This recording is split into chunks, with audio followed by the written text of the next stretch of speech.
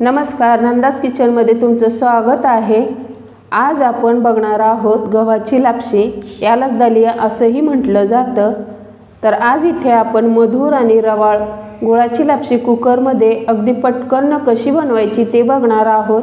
लापशी हा प्रकार आपण सणावाराला तर बनवतोच, पण त्याचबरोबर नाश्त्यासाठी अतिशय उत्तम व हेल्दी पदार्थ आहे।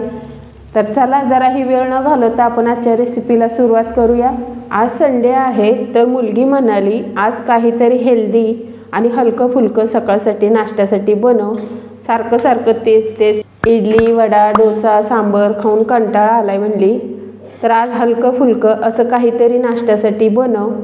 तर तिला ना गव्हाची खीर आणि लापशी हा प्रकार खूप आवडतो, आमच्या आहोंना सुद्धा खूप आवडतो। मग म्हटलं चला ह्यांच्याबरोबर सर्वांनाच बनवूया। इथे मी 2 वाट्या लापशी घेतलेली आहे, तिला चांगली चाळून नीट करून घेतलेली आहे। कुकरमध्ये तूप मी अगोदरच गरम करायला ठेवलेलं होतं।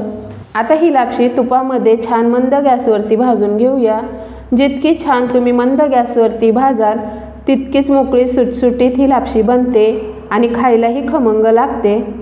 तर इथे बघू शकता मस्त 2 ते 3 मिनिटं लापशी भाजून घेतलेली आहे। आता ह्यामध्ये गरम पाणी टाकायचं। गरम पाणी टाकल्याने लापशी पटकन शिजली जाते आणि चिकट न होता अगदी मोकळी सुटसुटीत होते। इथे मी 2 वाटी लापशीसाठी 4 वाट्या पाणी टाकलेलं आहे। आता ह्याला चांगलं हलवून घेऊया आणि एक उकळी येऊ द्यायची। उकळी आली की एक वेळेस हलवून घ्यायचं आणि कुकरचं झाकण लावून मीडियम गॅसवरती 3 शिट्ट्या करून घ्यायच्या। तर इथे 3 शिट्ट्या करून झालेल्या आहेत। कुकरही थोडा थंड झालेला आहे। झाकण काढून बघूयात, तर इथे बघू शकता लापशी आपली मस्तपैकी मऊ शिजलेली आहे आणि पाणीही आटलेलं आहे। आता आपण ह्या लापशीला कुकरमध्ये न फोडणी देता मोठ्या कढईमध्ये करणार आहोत। तर इथे मी कुठलेही ड्रायफ्रूट्स न वापरता फक्त ओला नारळ टाकून बनवणार आहे। इथे मी लापशी पारंपरिक पद्धतीनुसार बनवलेली आहे, कारण पारंपरिक पद्धतीनुसार बनवायचं म्हटलं की त्यामध्ये फक्त ओला नारळ भरपूर प्रमाणात वापरून बनवला जातो।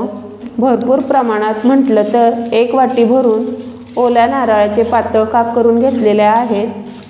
आता हे तुपामध्ये चांगलं खरपूस भाजून घ्यायचं।